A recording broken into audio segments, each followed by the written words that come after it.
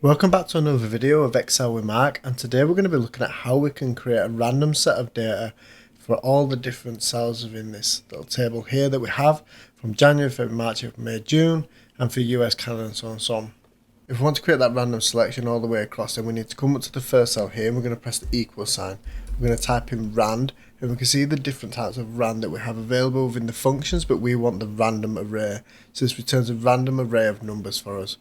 By pressing on the tab at that point there, you can see that it finishes off the function for us and gives us the first part of the open bracket.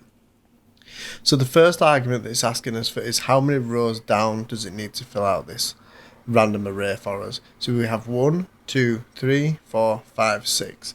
So we can place a 6 in that first part there, and then by pressing the comma we can see that it moves along to the next argument, which is the columns.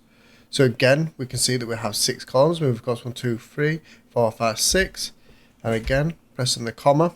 So now we need to know what the minimum value would be within that random array.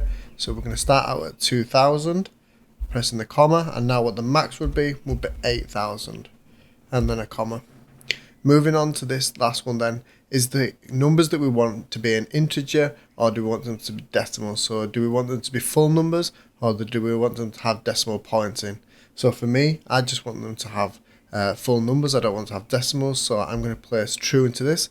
So you can place true, or for me, I like to just move down and then press the tab button, and you can see there that it automatically puts true in for you. At this point, we're going to press shift and close in the brackets there and press enter. And you can see that at that point it will auto fill in all that array for you there, giving you a nice clean set of data that's all randomly generated.